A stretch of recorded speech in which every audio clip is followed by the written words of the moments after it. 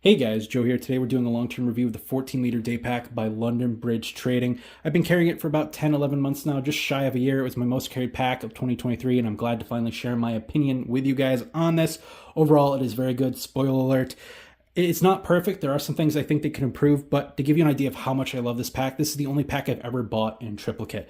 Mass gray, black, and a Ranger green. I gave the black away to a friend just so he could see it, but I've kept the other two and I plan on keeping them forever. They're really awesome packs. And part of that is the simplicity of the design. It's a minimalist EDC bag. I kind of describe it as a tactical Jansport.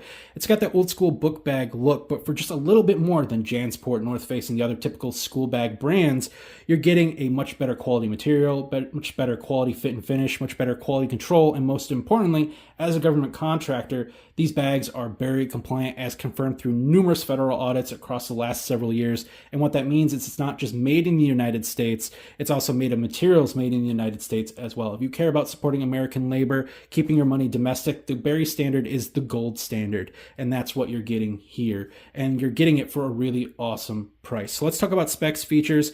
We're going to talk about obviously my experiences with it, what I like, what I don't like, but we're going to start with price because with LBT, I find that's the biggest hang up. People go to their website and go, whoa, that's crazy expensive, and just click away. But the thing with them being a government contractor is, yes, their retail prices are high, but LBT is unique. They are one of the only contractors that really go out of their way to help out the civilian market. So they do really, really awesome sales every single day of the year. Largely week-long sales. Do say a color sale this week, 30% off all multicam, or they'll do a design sale, 40% off all plate carriers. They're really good at trying to help out the civilian market that really want good quality American-made gear, but can't necessarily afford those crazy high retail prices. So they are really, really awesome from that perspective. They really try to help out their customer base, whether it's government or civilian. Really, really awesome of them to do that. So the retail price on this, the government price, is going to be a little bit shocking. 180 to 190. That's a lot for a small bag like this. But what I paid for all three of mine is 80 to 90 because I waited for their two biggest sales of the year, March Madness and Black Friday. Now, it might be hard to get certain colorways like the Mass Gray. This is one of the most sought after colors. But if you wait and you're patient and you watch the sales, especially in March and in around Black Friday, you can probably get the bag you want and the color you want for a very, very good price. I think for $80 to $90, that is a very, very good deal. Absolutely no problem paying that. In fact, I did it 3 times because it is such a good deal. The great thing about this pack is the 14-liter capacity is a little bit misleading. It actually packs more like a 16 in my opinion. It's hard to compare packs between different companies because they all measure differently. Hell, Kanai used to use chicken nuggets, but I have a very similar bag from a similar government contractor, the all-purpose pack from Eagle Industries. I'll show it to you in a second. But that pack is 18 liters, and this holds almost as much as that, and I find that in some ways this pack's better than that pack, even though it's a little bit smaller. So I do find myself using this over that a little bit more. And overall, it's getting that, 14 liters, really kind of more closer to 16, from about 18 and a half inches in height, 10 inches in width, and about 4.75 in depth. I get about 6 now that it's kind of broken in, and I really pack it out. That's a really great size for its intended purpose. This isn't a combat bag. This isn't an apocalypse bag. It's light duty EDC. It's for school. It's for work. It's for going to the range. And because of that size, it also works as a personal item bag for airline travel. And that's also further helped by its weight. It's really, really light at 1.25 pounds. For those over in, say, Asia, some of you guys have a 7-kilogram limit. This is a really light pack, yet still durable. So you don't have to worry about a lot of your weight being lost to the bag itself. You can keep that for your actual items you need to bring with you. Really love that. I hate unnecessarily heavy packs. A lot of people associate heavy with high quality. That's not always the case. Now, when it comes to this pack, how is it saving weight yet still being quite durable? 500D. Now, it doesn't say whether it's Cordura or not. Personally, I don't care. A lot of people misunderstand what Cordura is. It's not a mythical fabric. It's a brand of many fabrics. I don't care whether this is Cordura brand or not. It's good quality stuff. I've had 3 of them, not a single rip, tear, or anything. They all have looked brand new. If I show you the bottom, you can see it's dirty from being scuffed around. There's not a single tear on that, though. It's all just dirt that I have to clean off. It's a really good quality type of 500D made right here in the United States. It is water resistant coated. It's not going to be waterproof, but it can hold some rain and stuff like that. It also comes in a ton of different colors. You've got this Mass Gray, which was made in collaboration with the Navy SEALs, hence MASS, Maritime Assault Suit Gray. gray. You've got black, multicam, coyote tan, and ranger green like all other contractors, but what they do different is they also have other niche camo patterns. You've got woodland, you've got multicam black, you've got Rhodesian brushstroke, Miss Piggy, fleck tarn, frog tarn, basically every tack bro color under the sun, other than one of my favorites, multicam alpine. They used to do that. For whatever reason, they don't do it anymore. It's very unfortunate. I really love that. Hope they bring it back someday. But that's the only tack bro color you're not going to find from them, largely because a lot of people use over whites on their packs nowadays. If you need something a little bit more high vis for, say, first responder work, they do have another version of this pack they are currently reworking, so the details may be different when you go to buy it, but it's the low vis 14-liter day pack, LV 14-liter day pack. That can come in a bright blue as well as a bright red, and I believe an olive and a brighter gray, like a wolf gray. And that is made of 400D pack cloth with AquaGuard zippers to be more weather resistant. Again, I believe that line is more specifically oriented towards your EMS, search and rescue, stuff like that. I will leave a link to that in the description below, as well as this, just for those that want to look at that. If it's not in stock yet, it's because it's still being reworked, and that will come out probably relatively soon, within a couple months of this video dropping.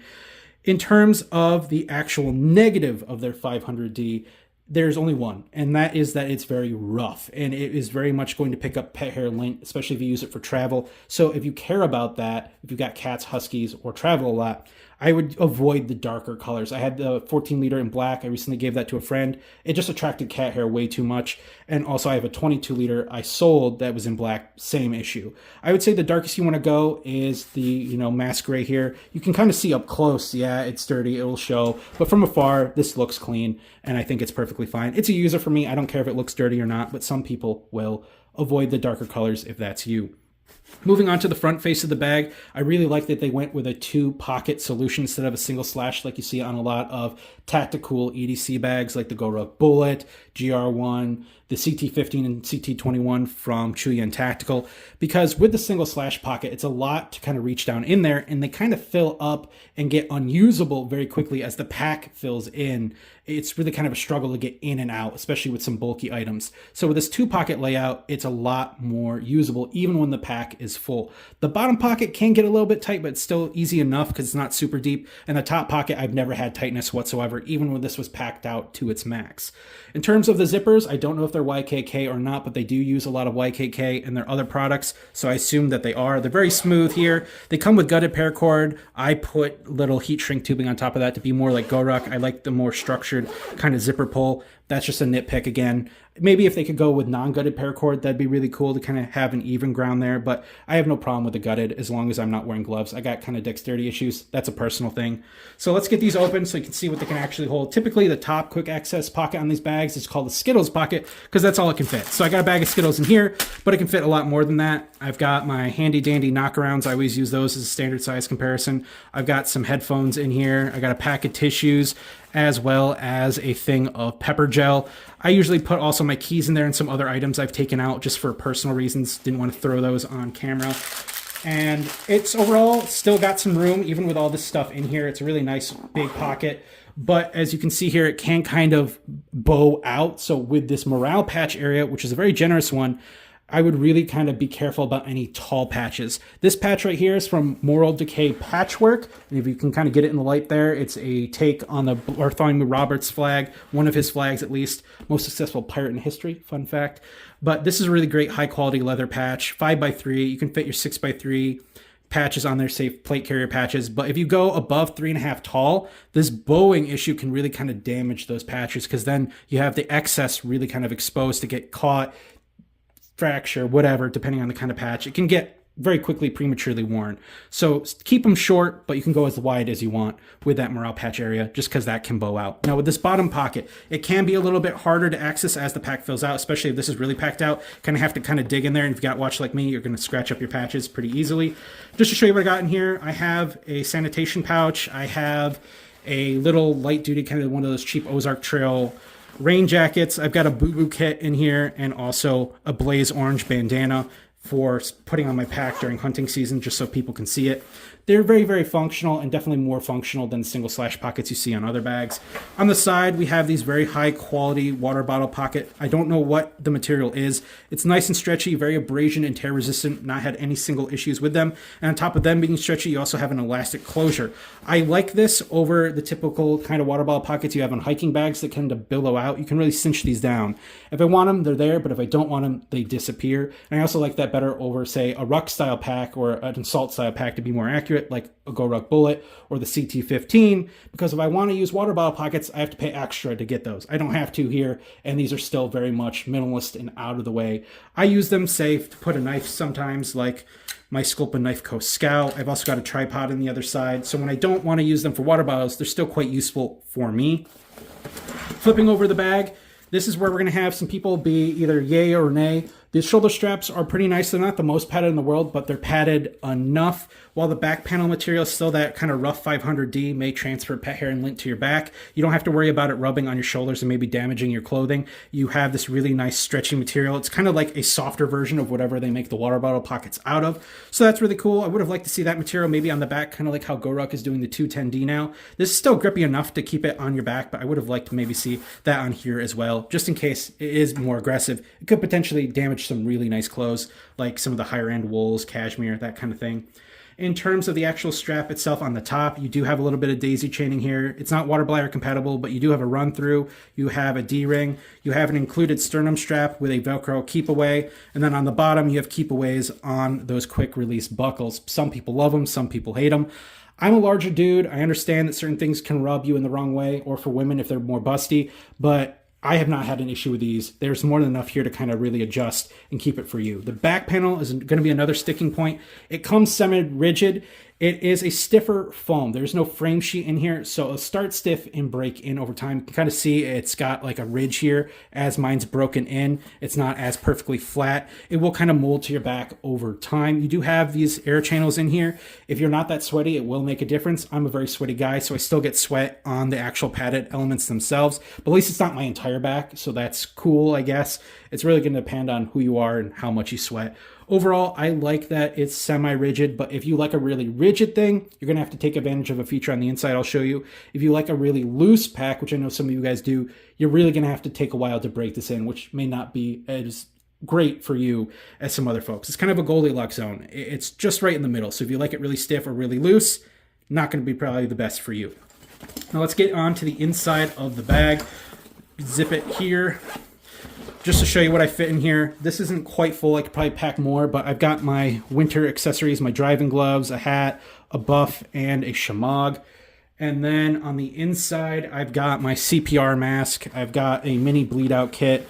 I have, if I can reach it without hitting the tripod, an Nalgene. And then I also have one of the Maxpedition pouches in here. It's quite enough. I think that's more than enough for an EDC style pack. But what's really cool is this backing material. And this is what's going to help you out if you want to have like a Kydex frame sheet. You can take something like Velcro strips, put it on your Kydex sheet and slap it in here, because that is called Quiet Loop. It's kind of their version of a micro Velcro. So on the front, you can see how loud that was taking this patch off. But if I slap this in here, it's a lot quieter, it's a lot nicer, a lot cleaner. And this is really great for, say, if you do have a nice patch on the front and you're traveling, you can take it off and put it in here to protect it. If you have Tearaway Medical, you can put it in there. And also, say if you're an airsofter, for the sake of not getting flagged by YouTube, and you want to put your airsoft pistol holster and airsoft pistol magazine in here for, say, an impromptu airsoft battle in public with a bad airsoft guy, you can pull that out very quickly and have that set up here. I've also seen people use air assault rifles in here for their games, just in case they have something pop off. They can do that. So that is really cool that they have that here. What I've also been using with it to keep it stiff and also to better internal organization, since there are no pockets, is the Grayman Tac RMP. This is a little expensive. It's like a $50, $60 accessory. You don't really need it, but just in case you want to use patches, pouches, all sorts of things, but without it being Velcro based, you can use this instead. So overall, I do think this pack is really, really great. I think it's very functional. I'll throw some of my stuff back in here. It's got more than enough room. It's got enough feature set for me to be happy with it. and it's something I would definitely recommend. However, there is one definite competitor to this on the market that I mentioned earlier, and that's my all-purpose pack from Eagle Industries. Eagle Industries is also a military contractor, and they make a very similar bag, and that's what I've got right here. I have a whole video comparing these. It's really long, so if you want the quick, skinny, this is a bigger pack. It also has internal organization, as I can show you here. It's got a little slip pocket as well as an actual high-quality mesh pocket. That's a big advantage of this pack, but it has some downsides. I find the front pockets don't hold as much, and their orientation makes it kind of hard to pack as much in a better way, a more convenient way as this pack. And also the other negative is it does not come with a sternum strap for those that care. But also of those that don't like quick access buckles, this doesn't have those. So I think they're both kind of equal bags. I love them both. I have them both. They're really great packs. I just personally prefer this, where I know a lot of guys prefer this. Both equally fine. I will leave a link to that pack in case you just want to check it out for the sake of it. Comparing it to something like a GoRuck Bullet, that's going to come down to preference, but the GoRuck Bullet is Vietnamese and costs a hell of a lot more. I don't know why you'd pay that much more for that over this. I'd rather buy two of these than a single GoRuck Bullet. I'm supporting American labor, and it's a great pack made out of the same 500D kind of material as the GoRuck Bullet. And yes, it doesn't have scars, but I've seen a lot of crappy scars repairs lately, and I know LBT will warrant any damage that happens to this because of a manufacturing defect. It's fine. I'm fine with it. I prefer this over that kind of pack. So with that said, I will have a video coming out soon on the larger version of this, the 22-liter bait pack. It's just an overview. I haven't used it enough to give it a proper review, but that'll be coming out soon. I will link it up above and in the description below, like I said earlier. But in terms of giving this like a 5 out of 5, I'd say it's a 4.5. If it had a better coating on it to make it a little bit more smooth, if it had a little bit more internal organization, if it had, slightly more rigid pulls, it would be a 5 out of 5 for me, but that's very much nitpicking. This is a very popular bag for a reason. It's a really great bag. I've owned 3 of them. I still have 2 currently, and I probably will buy at least 1 or 2 more in the future. So until next time, stay safe, stay informed, tell someone you love them. You never know who's having a rough day. You can make a difference just by smiling, being nice. It's a weird world out there right now. No reason to be part of it for no reason in a negative way. Just try to be the best person you can be every time you wake up. See you in the next one. Toodles!